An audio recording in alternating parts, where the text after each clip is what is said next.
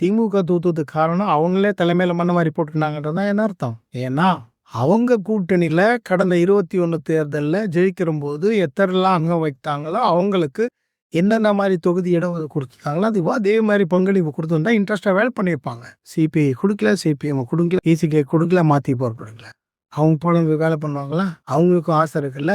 நீங்க மட்டுமே ஆட்சி அமைக்கணுன்றபோது, அவங்களும் வளர்ந்து ஆட்சியில பங்கெடுக்கணும் அப்படின்ற எண்ணத்தின் அடிப்படையில தானே அவங்க களம் காணுறாங்க. இன்னைக்கு வந்திருக்கிற அதிமுக வந்த கதி நாளைக்கு திமுக வரும். நிச்சயம் எழுதி வச்சுக்கங்க. ஸ்டாலின் அவர்கள் இன்னைக்கு மீள் ஆய்வு கூட்டத்தை நடத்துறாரு. அந்த மீள் ஆய்வுல இதெல்லாம் உள்வாங்கிக்கணும். எல்லாம் உள்வாங்கிட்டு தன்னை தவறுகளை திருத்திக்கிட்டு நீங்க வளர்ந்துட்டீங்கப்பா. இன்னும் ஒருவேளை சோத்துக்கு கஷ்டப்படுறவாள்லாம் இருக்கிறாங்க. அதனாலதான் நீங்க அரிசி பிரியா கொடுக்குறீங்க. பஸ் ஆட்சி போட்டு போக முடியாது இருக்குது. அதனாலதான் நீங்க கொடுக்குறீங்க இலவச பஸ் சொல்லிட்டு. படிக்கிறதுக்கு ஃபீஸ் கட்ட முடியலன்னதுக்கு தானே நீங்க ஃபீஸ் கொடுக்குறீங்க. அந்த குழந்தைங்களுக்கு அது எதுக்காக புக்குக்கோ பேனாவுக்கோ காசு வேணும்னு தானே 1000 ரூபாய் கொடுக்குறீங்க.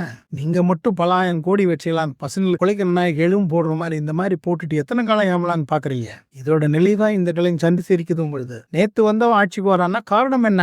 நீங்க மாணவர்கள் எலெக்ஷன் இங்க நடத்தல. கல்லூரிகள் மாணவர்கள் தான் வந்து தீக்குச்சி மாதிரி ஒரு தீக்குச்சியை கிருத்தி போட்டா ஒரு காட்டை அழிக்க முடியும். மேல்நிலை பள்ளி இருக்குன்னு சொன்னா ஒரு 500 ஸ்டூடெண்ட்டுங்க வராங்கன்னு சொன்னா கிட்டத்தட்ட அந்த பஞ்சாயத்து இருக்கிற ஸ்டூடெண்ட்டுக்கு ஃபுல்லாவே இருப்பாங்க. 18 கிராமத்துல இருக்கிற 2-3 பஞ்சாயத்து சேர்ந்தவங்க வருவாங்க. அங்க அந்த 2-3 பஞ்சாயத்து அவங்க கட்டுக்கோப்பா கொண்டு வந்தாங்க. மாணவர்கள் அமைப்பு இன்னைக்கு ஸ்ட்ராங்கா பண்ணல. திமுக வந்து மாணவர் அமைப்புல இருந்து வந்தது தானே. இங்க ஏன் மறந்துட்டீங்க? இது உங்களுக்கு திமுக சொல்றதை விட சிபிஎம் தோழர்களுக்கு சொல்லுங்க நியாயமா. ஏன்னா இந்திய மாணவர் சங்கமும் என்ன பண்றீங்க? மாணவர் கட்டக விட்டுட்டீங்க. கிராமத்துல போயிட்டு வேலை பண்ணல.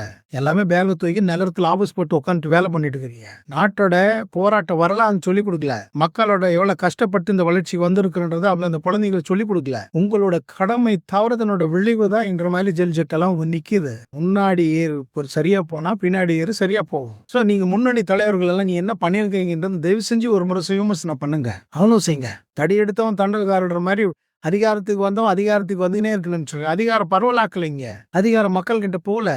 அதனால நான் என்ன சொல்ல வரும்னா இன்றைக்கு சீர்குலைந்து இருக்கின்ற சிதறண்டு இருக்கின்ற அனைத்து இந்திய அண்ணா திராவிட முன்னேற்ற தோழர்களுக்கும் எதிர்காலத்துல தன்னை தக்க வச்சுக்கணும்னு போராடுற திமுக குழர்களுக்கும் இந்தியா சுதந்திர காலகட்டத்தில இருந்து கம்யூனிஸ்ட் தோழர்கள் காங்கிரஸ் கம்யூனிஸ்ட் இரண்டு தான் போட்டியா இருந்தது. அப்பேற்பட்ட ஒரு கம்யூனிஸ்ட் சித்தாந்த உலகளாவிய கம்யூனிஸ்ட் சித்தாந்தத்தை உள்வாங்கி களமாடி கொண்டிருக்கின்ற மார்க்சிய லெனினிய மாவோயிய சொன்னலை தோழர்களுக்கு ஒரு குறிப்பா சொன்னதான். நீங்க ஒருத்தர் முட்டு மக்களுடைய உரிமைகளை விட்டு கொடுத்துட்டு போயிட்டு இருக்கீங்கன்றதான் என்னால புடிச்சுக்க முடியுது. திமுக முட்டு கொடுக்குறீங்க, அதிமுக முட்டு கொடுக்குறீங்க, காங்கிரஸுக்கு முட்டு கொடுக்குறீங்க, இல்ல வேற ஏதாவது மாநில கட்சிக்கு முட்டு கொடுக்குறீங்க. உங்களுக்குன்னு சொல்லிட்டு சுய பரிசோதனை இழந்துட்டீங்க. உங்களோட மீள இழந்துட்டீங்க.